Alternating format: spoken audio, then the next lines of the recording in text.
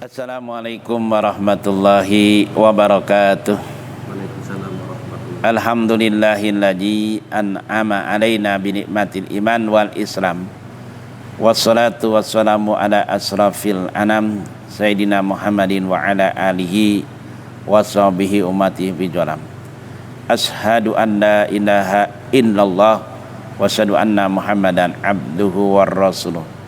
Allahumma salli wa sallim wa barik ala Sayyidina Muhammadin wa ala alihi wa sahbihi wa man tabi'ahum bi ihsani ila yaumidin amma ba'd.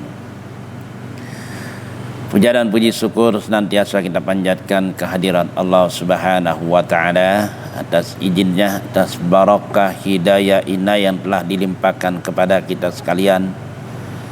Tentunya nikmat Allah yang amat dan teramat besar, yaitu nikmat iman, nikmat Islam, nikmat panjang umur, nikmat sehat walafiat, baik sehat jasmani terlebih-lebih sehat rohani, dan juga nikmat kesempatan, yang mana pada kesempatan pagi ini kita dapat hadir, kita dapat bersilaturahim, kita dapat duduk bersimpu di tempat ini, kita dapat melanjutkan pelajaran kita, yang mudah-mudahan kita berharap agar kiranya langkah kita dari rumah ke tempat ini dicatat oleh Allah Subhanahu wa taala menjadi amal soleh kita yang dapat menyelamatkan kita kelak di akhirat nanti.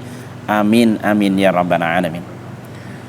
Selanjutnya salawat sering salam tak lupa kita sanjungkan kepada junjungan kita baginda kita Nabi besar Muhammad sallallahu alaihi wasallam beserta sanak keluarganya, para sahabatnya, dan juga kepada kaum muslimin, kaum muslimat di mana saja berada, wabil khusus kepada kita selaku umatnya yang tetap menjalankan syariatnya hingga akhir zaman.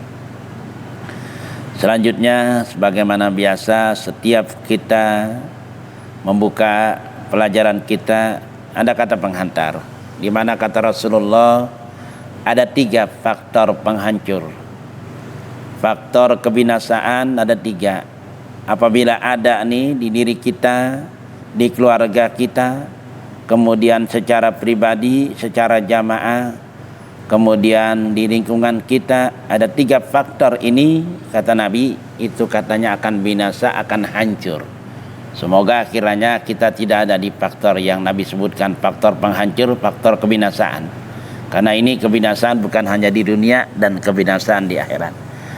Apa yang pertama faktor penghancur, faktor kebinasaan, kata Nabi, yang pertama apabila orang tersebut sudah tidak ada lagi rasa malu. Nih, tadi itu saya bilang malu itu sangat luas. Maka di dalam hadis dikatakan bahwasanya al-haya'u ahsan walakin fi nisai ahsan. Bahwasanya malu itu tanda orang yang beriman dan itu baik. Akan tetapi kalau malunya seorang wanita itu lebih baik. Artinya ini malu adalah sebagian dari al-haya'u minal iman, malu adalah sebagian dari iman. Bicara malu ini ada 3. Pertama adalah malu terhadap Allah. Bahwasanya apapun gerak-gerik kita itu kita harus malu kalau melakukan kemaksiatan, melakukan larangan Allah. Kenapa? Allah selalu melihat. Penglihatan Allah jauh dekat sama. Maka harus tanamkan di diri kita Allahumma ma'i, Allah bersama kita. Allahu syahidun, Allah menyaksikan kita. Nih kita berbuat baik apa saja pagi ini, kita duduk di sini, itu biarpun kita mempelajari apapun, kita ada rasa kejenuhan, kebosanan, Allah tidak pernah jenuh dan tidak pernah bosan untuk mencatat kebaikan-kebaikan tersebut. Dan ini karena punya kita, akan milik kita nanti. Tuh, tanamkan Allahu syahidun, Allah menyaksikan kita. Allahu najirun, Allah memandang kita. Allah pandangan kita ini. Makanya nggak perlu ada CCTV segala macam. Allah sudah cukup, yakini itu. Jadi malu kepada Allah kalau diri kita ini disebut hamba, tapi kok nggak taat. Hamba tentunya harus taat kepada Allah. Jadi malu tuh. Kedua, malu adalah kalau kita ngaku orang muslim, maka kok kelakuan kita bukan kayak orang muslim. Muslim adalah orang yang berserah diri kepada Allah secara totalitas. Malu kalau perbuatan kita melanggar daripada aturan-aturan Islam. Itu malu, banyak luas. Ketiga adalah malu sesama manusia. Jadi bagaimanapun kita malu kalau melakukan pelanggaran. Kita kan nggak mau disebut bahwasanya orang baik itu 3 syaratnya. Hati, perbuatan, perangi. Maka kalau perangi kita kurang bagus, maka itu berarti kita nggak ada rasa malu. Maka apabila orang itu ada rasa malu, maka itu katanya nggak hancur dalam hidupnya, nggak binasa dia. Jadi kalau orang faktor penghancur ini karena nggak ada rasa malu, nggak ada rasa malu terhadap Allah, nggak ada rasa malu terhadap agama, artinya agama Islam, dan tiada rasa malu terhadap apa itu sama manusia. Itu satu faktor penghancur, nggak ada rasa malu. Kemudian faktor penghancur yang kedua Rasulullah katakan adalah tidak amanah. Tuh, ini faktor penghancur. Tidak amanah, bicara amanah ini bicara amanah berkaitan tentang titipan. Ingat semua yang ada di diri kita itu semua titipan. Anggota badan kita titipan, anak istri titipan. Kemudian kalau kita jadi pejabat titipan, kalau kita sebagai kepala rumah tangga titipan itu semua. Kemudian titipan-titipan Allah yang sangat besar yaitu tentang salat. Nah ini titipan juga, amanah. Maka kata Rasulullah, jamin apabila orang dapat memegang yang namanya amanah. Kata Rasulullah, wa ijatu mintum fala tahunu. Maka apabila engkau dipercaya, jangan berkhianat. Tuh, jangan berkhianat. Kita dipercaya sama Allah dengan titipan anak istri, jangan dikhianati. Kita urus sebisa kita. Kita didik sebisa kita. Maka ada namanya nafkah lahir batin. Lahir apa? Ya sandang, pangan, papan itu lahir. Batin apa? Agama. Bukan batin soal hubungan hidup, bukan. Nah ini harus kita didik. Itu namanya amanah. Jadi kalau orang gak ada amanah, maka katanya hancur dia, akan binasa dia, baik di dunia terlebih di akhirat. Itu yang kedua. Yang ketiga, apabila ada di diri kita, apakah diri kita, apakah dalam rangka di lingkungan atau dalam rangka pemimpin, baik dalam pemimpin tingkat RT, tingkat RW, tingkat kelurahan, tingkat kecamatan, tingkat wali kota, tingkat gubernur, bahkan sampai tingkat presiden. Kalau yang 3 ini apa? Rasa kasih sayang udah nggak ada, maka pun akan hancur. Jadi kita harus tanamkan kasih sayang. Kalau misalkan seorang pemimpin negara harus kasih sayang terhadap rakyatnya, maka rakyat akan kasih sayang kepada pemimpinnya. Kalau seorang tingkat RT kasih sayang terhadap lingkungannya, maka semuanya kasih sayang. Maka di dalam hal orang menikah itu kan ada yang namanya doanya selalu sakinah mawaddah warahmah. Bahkan pembawa dangdut pun selalu omongan itu kalau ada acara pernikahan kan begitu. Padahal itu kalau direnungin luar biasa, sakinah ketenangan, mawaddah saling cinta, warahmah kasih sayang. Jadi biarpun maaf kita nggak tahu tua kita bagaimana, kadang-kadang ada orang udah tua marah-marah mulu, masya Allah, itu berarti nggak ada kasih sayang. Karena warahmah ini adalah kasih sayang. Ya, misalkan nih salah satu suami istri, ya kita nggak tahu kan artinya nih udah tuanya bagaimana. Ada yang udah tuanya cacat, apakah kena cacat karena penyakit atau kena kecelakaan. Kalau ditanamkan kasih sayang itu cakep. Ini rata-rata udah nggak ditanamkan kasih sayang, udah nggak diurusin lagi. Nah itu berarti hancur. Maka harus ditanamkan kasih sayang. Ini mantap sekali nih Nabi katakan itu. Jadi kalau orang udah nggak ada rasa kasih sayang, di rumah tangga nggak ada kasih sayang, suami istri udah nggak ada kasih sayang, di dalam hal bernegara nggak ada kasih sayang, di lingkungan RT RW nggak ada kasih sayang, maka hancur. Artinya hancur, dia sudah saling mencaci muka, ada saling mencaci maki, saling menghujat, saling meremehkan, saling ini, saling itu, saling hina menghina, saling berbagai macam.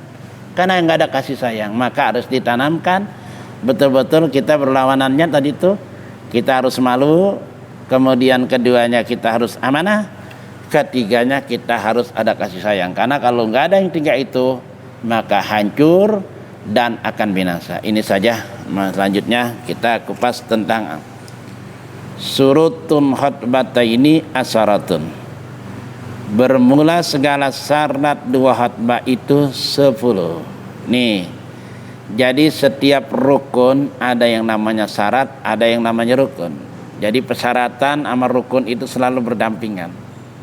Jadi syarat 2 khutbah itu ada 10. Apa itu yang pertama? atau haratun anil hadasaini asghari wala akbari. Yang pertama itu suci daripada dua hadasnya, baik hadas kecil dan juga hadas besar. Jadi kalau kita misalkan khatib, jangan malu kalau kita misalkan ya berhadas kecil, contohnya buang angin, contohnya ya kita ingin nahan hadas juga jangan, makruh. Jadi harus benar-benar kita ini jujur kalau kita ini. Maka harus seorang khatib itu, seorang pengurus masjid itu harus disiapkan pengganti khutbah yang di depan tuh, biar nanti membadalin kalau si khutbah tadi misalkan ya dia itu berhadas tuh. Karena harus suci. Harus pertama suci daripada dua hadas kecil dan juga besar. Ini yang pertama. Wajib dia harus suci. Artinya suci disebut di situ dia nggak berhadas, atau dia ingin membuang hadas maka harus betul-betul ada penggantinya. Artinya dia harus betul-betul jangan menahan. Banyak terjadi seperti itu. Itu yang pertama. Yang kedua, wa taharatun anin najasati fi sabi wa badani wa makani. Dan kedua suci daripada najis di dalam pakaian. Jadi di dalam pakaian dan badannya dan tempatnya. Itu yang kedua. Jadi pakaiannya pun harus yang betul-betul suci dan mensucikan. Tempatnya juga begitu. Jadi harus teliti. Karena ini persyaratan. Contohnya tempatnya apa? Ya mimbar. Mimbar itu jangan salah. Kalau ini bukan mimbar, podium. Mimbar itu adalah kelihatan kaki dan itu tiga tangga, itu namanya mimbar. Ini podium. Ini kenapa ini kayak orang-orang non muslim seperti ini? Kenapa? Permasalahannya kalau orang muslim itu biar nggak kelihatan kaki. Kenapa? Kalau kelihatan kaki kan gemeter. Kelihatan kalau gemeter. Makanya dibikin begini. Nah kalau sebenarnya mimbar itu adalah yang ada tangganya dan kelihatan kakinya tuh. Nih harus, dan itu harus suci. Suci ya diantaranya ya mimbarnya jangan ada bekas najis, atau ada najis di situ jangan, atau podium kayak begini harus suci, harus teliti. Nih karena dikatakan saubi pakaian, wa badan, ya badannya juga jangan ada yang menghalangi kenanya wudu, berarti kan suci. Atau ada bekas handiplas atau bekas lakban ada yang nempel di anggota wudu, itu kan berarti belum suci. Nah itu harus teliti, harus teliti, atau di kuku-kukunya segala macam. Mau makan itu tempat. Ini ketiga harus diperhatiin nih. Itu yang ketiga. Wasatru aurati, yang ketiganya adalah menutup aurat. Nah ini menutup aurat. Aurat laki-laki ya, jadi khatib kan tentu laki, perempuan kan yang jadi khatib ya. Aurat laki ya tentunya yaitu pusat dan lutut. Artinya nih perhatikan, barangkali kalau di kantor, kalau di kampung-kampung sih ya jarang khatib pakai celana panjang, hampir nggak ada. Kalau di kantor-kantor ya khususnya kita di sini karena memang kategori bukan kita sebagai badal, ya hanya sebagai darurat. Daripada nggak ada, ya kita harus perhatikan celana panjang ini kan ada yang ke atas, ada yang ke bawah. Atau ada celana panjang itu yang memang bagus ke atas, kadang-kadang kejepit bisa kelihatan tuh. Hati-hati nih, misalnya aurat itu kelihatan aja nih. Celana dalamnya dikit udah nggak sah itu sholat Jumatnya. Ini menutup aurat, berarti nggak ketutup auratnya kalau ada yang kelihatan gitu. Banyak kita lihat. Ini bukan hanya tugas khatib ini. Orang sholat pun begitu, kalau kelihatan ya nggak sah. Ini banyak terjadi nih. Kemudian yang keempat, waqiyamu ala qadiri wal julusi baitahuma fawqa. Keempat, berdiri atas yang kuasa. Tuh. Oh ya, di atas yang kuasa. Maaf nih, ini keempat. Tadi kelima belum tuh. Jadi keempat berdiri. Jadi sunahnya berdiri. Iya, yang kuasa. Kalau misalkan nggak berdiri, saya sah. Tapi afdalnya berdiri khatib. Berdiri khatib. Ya, tapi selama ini belum pernah kita lihat si khatib duduk. Kecuali ceramah duduk ya. Kalau ceramah duduk kita sering lihat. Kalau khatib kayaknya belum pernah. Iya, emang berdiri. Syaratnya berdiri tuh. Jadi syarat keempat berdiri ini khatib atas yang kuasa. Tapi di sini ada yang kuasa. Duduk saya sah, tapi belum pernah ada. Biasanya orang kalau misalkan khotbah udah nggak kuat berdiri, udah nggak mau lagi jadi khotbah tuh. Udah nggak mau lagi. Itu yang keempat. Wa julusun bainahuma, khotbah bainahuma. Bainahuma fauqa tumaninatun salati. Dan kalimat duduk antara dua khotbah. Tuh, di atas sedikit daripada tumaninah. Tuh.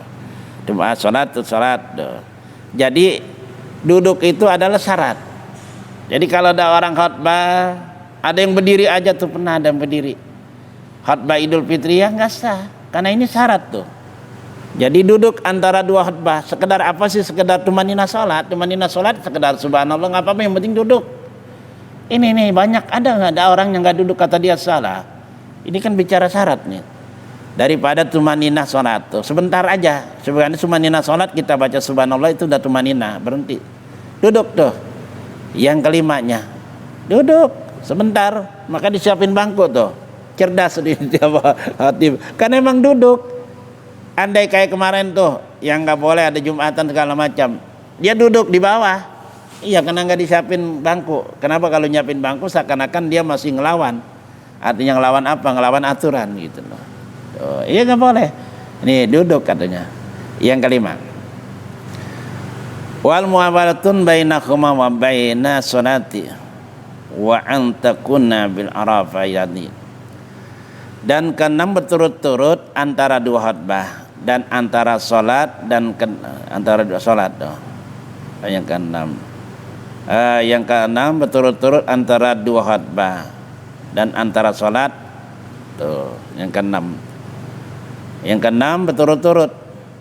Jangan artinya di situ terpotong-sepotong, harus berturut-turut. Artinya nih dia khutbah pertama pergi dulu, jangan berturut-turut. Ini antara dua khutbah, jangan dipisahin tuh. Wa baina sholati, dan antara sholat tuh, yang ketujuhnya. Antara sholat juga sama tuh. Artinya habis khutbah jangan apa dulu, jangan langsung. Jadi habis sholat langsung qomat tuh. Antara dua khutbah yang ketujuhnya tuh. Di antara dua khutbah dan ketujuh di antara sholatnya, sholat Jumatnya maksudnya. Jangan ada jeda. Jadi begitu khutbah yang kedua langsung qomat, langsung sholat. Jangan tinggal dulu, mau ngopi dulu, jangan, atau mau makan dulu, jangan, langsung aja sholat. Kemudian ke-8, wa antakuna bi'arati baniyatin. Yang ke-8, bahwa ada dua khutbah dengan bahasa Arab tuh. Nggak boleh bahasa Indonesia. Maksudnya rukun nih. Kalau lainnya ya silakan. Jadi dua khutbah dengan bahasa Arab, dua-duanya bahasa Arab. Makanya nih ada yang nggak bagus kalau misalkan di khutbah kedua itu dia baca apa aja diartiin, nggak usah. Langsung aja bahasa Arab. Tapi mutlak kalau rukun bahasa Arab. Rukunnya mana tuh yang udah kita kupas? Rukun khutbah itu ada 5. Pertama, alhamdulillah. Kedua, baca salawat. Ketiga, wasiat takwa. Keempat, baca Al-Quran di antara dua khutbah. Kelimanya doa Allah maghfir muslim. Itu wajib bahasa Arab semua. Itu tadi dikatakan nih. Ke-8, bahwa ada dua khutbah dengan bahasa Arab. Tuh, artinya tadi yang rukun. Yang rukun mutlak bahasa Arab. Nggak boleh pakai bahasa Indonesia. Kita habisin ya. Dan disingkat nih. Arab. Ke-9, wa an yusma'uhuma arba'ina wa an takuna kuliha. Dan ke-9, mendengarkan ia akan masalah dua khutbah, akan dua khutbah tuh, akan 40 qaul orang dan tuh. Artinya ini mendengarkan tuh syaratnya, mendengarkan. Makanya ini kadang-kadang saya bingung. Kalau Latif kadang pada tidur, apa dengar apa kagak, atau tidur aja kali, tetap mendengarkan. Kenapa? Bahwasanya sholat Jumat itu kan 2 rakaat. Yang 2 rakaatnya adalah mendengarkan khutbah. Nih, itu mendengarkan tuh. Kan masalah 2 khutbah itu akan tuh bagi orang tuh. Terakhir, wa antakunu kullaha fi waqti juhri. Dan syarat salat khutbah yang ke-10, bahwa ada sekalian Jumat itu di dalam waktu zuhur. Wa huwa a'lam bishawab. Jadi syarat yang ke-10 ini, bahwa Jumat itu waktu zuhur. Kalau belum masuk zuhur ya enggak sah. Kemudian zuhur habisnya jam berapa? Zuhur habisnya sebelum masuk asar. Makanya kalau khutbah itu lambat ataupun dia itu udah lama tapi masih ada zuhur, ya silahkan. Bisa aja terjadi saking nggak adanya nih, bisa aja terjadi. Misalkan di satu masjid khutbahnya dia, kemudian dia itu di satu Jumat itu 2 kali khutbah jadwalnya, yang lain nggak mau gantiin. Di khutbah masjid A, di khutbah masjid B giliran dia. Artinya di pertama habis jam 1 kurang, kemudian dia untuk menuju ke masjid ini dimulai jam 2, yang boleh bicara boleh walaupun belum ada yang terjadi. Iya, belum terjadi ini, tapi bicara boleh. Kenapa boleh? Kenapa? Syarat yang ke-10 itu Jumat itu masuknya sampai habis Johor. Johor sampai jam berapa ya? Sebelum masuk asar. Sebelum masuk asar jam 2 masih ada. Iya, masih banyak waktunya. Begitu aja udah. Ya, mudah-mudahan dari sekelumit persyaratan tentang khutbah ini kita dapat pahami, kita dapat mengerti. Jangan bicara ini urusan khutbah, bukan. Khutbah ini semua punya kepentingan. Semua bisa berjalan dengan berjalannya waktu. Bisa saja semuanya bisa terjadi. Maka kalau kita sudah betul-betul mempelajari ilmunya, baik rukun-rukunnya, baik syarat-syaratnya, udah. Kalau kita memang udah waktunya harus naik. Begitu. Inilah pentingnya kita belajar, pentingnya kita mempelajari tentang rukun-rukun khutbah. Karena itu tadi, kalau yang Nabi bicara rukun, bukan hanya si khutbah itu yang pelajari rukunnya, tapi bagi makmum pun harus betul-betul tahu tentang rukun khutbah. Kenapa? Apabila rukun tadi itu yang 5 ada yang nggak kebawa atau lupa salah satunya saja, maka otomatis kalau bicara hukum nggak sah itu Jumatan. Lupa aja nggak sah, apalagi sengaja nggak dibawa. Barangkali lupa karena saking dia menyampaikannya menggebu-gebu, karena saking menyampaikannya itu mengenai tentang hal-hal yang memang sedang terjadi, sedang ramai, bisa saja lupa atau terlupakan. Itu otomatis kalau rukun nggak kebawa itu nggak sah dan nggak bisa diganti dengan yang namanya bahasa Indonesia bicara rukun. Mudah-mudahan kali lagi dari pelajaran yang kita pelajari pada kesempatan pagi ini, Allah berikan kita kekuatan untuk dapat memahaminya, Allah berikan kita kekuatan untuk dapat mengamalkannya, Allah berikan kita kekuatan untuk dapat lebih memahami tentang hal-hal tentang ibadah, khususnya ibadah Jumat. Yang ibadah Jumat tersebut, kata Imam Syafi'i, seseorang meninggalkan Jumat sekali, sudah dipastikan dia meninggal dalam keadaan su'ul khotimah. Sekali doang, nggak dikatakan di situ terkecuali ada apa, nggak ada. Tapi dalam ilmu fikih yang lainnya dikatakan terkecuali yang 11. Yang ter-11 kan nggak ada dikatakan kategori ada wabah, nggak ada di situ, nggak ada. Yang 11 diantaranya hal-hal yang darurat banget, yang fatal banget. Selain dari itu, Jumat harus benar-benar jalan. Jumat harus benar-benar kita kerjakan. Karena itu tadi dikatakan bahwa itu dosanya besar banget, gitu loh. Nggak boleh, ya nggak boleh. Ya ini saja. Mudah-mudahan sekali lagi Allah berikan kita kemudahan dalam pelajari ini. Mari kita sama-sama berdoa kepada Allah. Kita baca suratul Fatihah. Mudah-mudahan sekali lagi kita selalu diberikan keistiqomahan di dalam hal kita belajar. Ala hajihin ya wa kulinatin sholih ala hadratin Nabi Mustafa Muhammadin sallallahu alaihi wasallam. Sayyidillahilahumul Fatihah. A'udzubillahi minasyaitonir rajim. Bismillahirrahmanirrahim. Alhamdulillahi rabbil alamin arrahmanir rahim maliki yaumiddin. Iyyaka na'budu wa iyyaka nasta'in. Ihdinas siratal mustaqim. Siratal ladzina an'amta 'alaihim ghairil maghdubi 'alaihim waladdallin. Rabbighfir lana wa liwalidayna amin. Astaghfirullahaladzim, astaghfirullahaladzim, astaghfirullahaladzim. Bismillahirrahmanirrahim. Alhamdulillahi rabbil alamin hamdan yuwafi ni'amahu yukafi mazidah. Ya Rabbana lakal hamdu kama yanbaghi li jalali wajhikal karim wa 'azimi sultanik. Allahumma shalli ala sayyidina Muhammadin al-baqi lima ughliq wal khatimi lima sabaqa nasirul haqqi bil haqq wa hadi ila siratikal mustaqim salatan tamlahu hajaina Allahi nura wa takunu lana wa li walidina wa li masyihina wa lil mu'minina farajan wa farahan wa surura wa ala alihi wa sahbihi wa sallim tasliman katsira.